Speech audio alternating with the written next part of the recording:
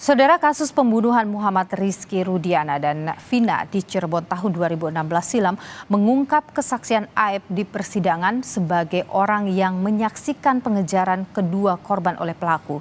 Jurnalis Kompas TV, Masni Rahmawati dan juru kamera Andika Pratama mencoba menelusuri dan mengilustrasikan lokasi kesaksian Aep pada awal Juni lalu.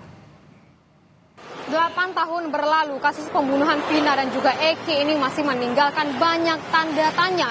Dari tahun 2016 lalu hingga sekarang, keterangan dari beberapa saksi masih menjadi sorotan. Adapun kesaksian dari Aep dan juga Deden, di mana dia menyebutkan bahwa mengingat jelas bagaimana ciri-ciri dari kendaraan sebagai barang bukti pada malam hari. Lantas, bagaimana keadaan dari TKP Jalan Saladara pada siang dan malam hari? Berikut penelusuran saya. Dua saksi yang jadi sorotan dalam kasus pembunuhan Vina dan Eki adalah Aep dan temannya Deden. Dalam kesaksian mereka dapat melihat jelas ciri-ciri motor dan tanda nomor kendaraan bermotor milik gerombolan geng motor malam itu. Namun sayangnya, Aep dan Deden tidak pernah dihadirkan dalam persidangan pada kasus 8 tahun silam. Menanyakan apakah saudara kenal sama orang ini, ya saya mengenalinya, cuman saya tidak tahu namanya. Gitu. Terus motornya apakah tahu motornya? Saya sebutkan ya saya tahu motornya apa, Smash gitu saya. Smash warna pink gitu saya. Oh, si Peggy ini dulu motornya Smash? Iya. Waktu penangkapan itu saudara Peggy itu nggak ada ya. Dalam berkas salinan putusan sidang tahun 2017 lalu, Aep dan Deden bersaksi bahwa dirinya melihat dua orang yang berboncengan motor yakni Vina dan Eki melewati Jalan Saladara. Tepat di depan SMP 11 Cirebon, mereka melihat segerombolan geng motor melempari dan memepet Eki dan Vina di malam hari 27 Agustus 2016, sekitar pukul 22 waktu Indonesia Barat. Dalam kesaksian, Aep dan Deden melihat kejadian tersebut dari jarak kurang lebih 50 meter, tepatnya dari warung kopi dan fotokopi. Kami mencoba melakukan penelusuran ke lokasi kesaksian Aep dan Deden di Jalan Saladara, Cirebon. Kami akan mencoba membandingkan lokasi itu dengan keadaan beberapa tahun lalu. Kami mengecek melalui aplikasi Maps bagaimana penampakan lokasi tersebut di tahun 2015 hingga 2017. Dari penemuan kami, hanya ada warung fotokopi di samping tempat cuci mobil motor. Tak ditemukan warung kopi. Untuk memperkuat temuan, kami juga bertanya kepada pemilik warung yang berada tak jauh dari lokasi kesaksian Aep. Pemilik warung menyebutkan tak ada warung kopi yang berdekatan dengan warung fotokopi di tahun itu. Pemilik warung mempertegas wilayah itu minim penerangan dan sepi pada malam hari. Ibu, saya mau nanya ini kan apa? Dulu kalau itu di sini di depan itu yang ruko itu ada warung fotokopi, terus ada warung kopinya nggak, Bu? Nggak ada. Nggak ada. Khusus fotokopi, jual buku-buku, alat tulis, itu aja. Kalau warung kopi di sini di mana? Paling dekat? Nggak ada. Nggak ada. Ada juga di sana di dekat lampu merah. Itu yang punya Madura. Jauh. Jauh. Ada berapa meter ke sini? 200-300 meter? 200-an kalau nggak salah. Dari sini lampu merah paling juga 200. 200 ya? Nggak jauh.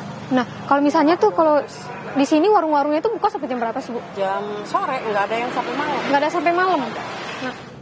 Untuk memastikan kesaksian Aep dan Deden, kami kembali melakukan penelusuran malam hari. Sekarang sudah malam, saudara, dan saya berada di Jalan Perjuangan. Disinilah di mana dari kesaksian Aep ini menyebutkan bahwa dia melihat secara langsung bagaimana Eki dan juga Vina dipepet oleh segerombolan orang yang nongkrong di arah sana, di belakang di depan SMP 11 Cirebon.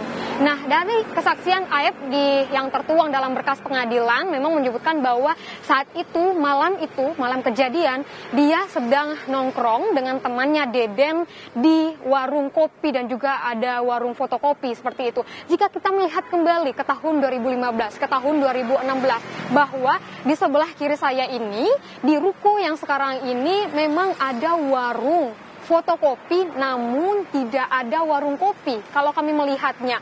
Namun pada kesaksian Aep dalam berkas persidangan menyebutkan bahwa ada warung kopi dan juga ada warung fotokopi. Nah, di sini kami juga akan mengilustrasikan bagaimana Aep dan juga Deden melihat dari Vina dan juga Eki ini dipepet, dilempari oleh segerombolan dari geng motor.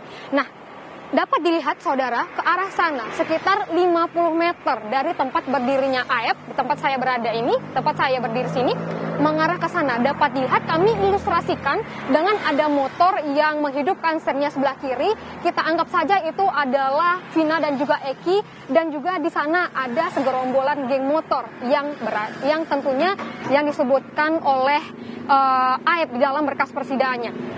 Kita melihat ke sebelah sana, saudara. Kita lihat hanya ada satu penerangan, hanya ada satu lampu penerangan di sana.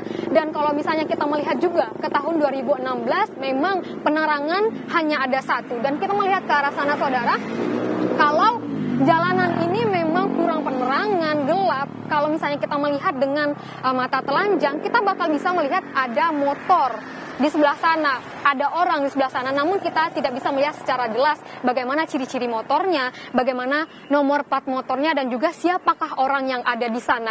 Tapi dalam kesaksian Aep dan juga Deden, teman dari Aep ini menyebutkan bahwa dia bisa melihat secara jelas nomor kendaraan motor dan juga ciri-ciri motornya, serta bagaimana ciri-ciri orang yang ada di sana yang sejauh 50 meter dari tempat dia berdiri.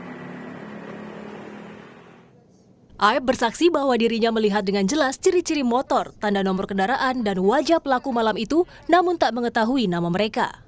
Aep dan Deden ini sudah memberikan keterangan, dan keterangan mereka ini sudah ingkrah di persidangan beberapa tahun lalu. Namun, Aep ini tidak pernah dihadirkan dalam persidangan, sedangkan kesaksiannya menjadi salah satu pertimbangan pada putusan pembunuhan Vina dan juga Eki. Apakah polisi kembali akan menguji kesaksian mereka? Masni Ramawati, Andika Pratama, Kompas TV, Cirebon, Jawa Barat.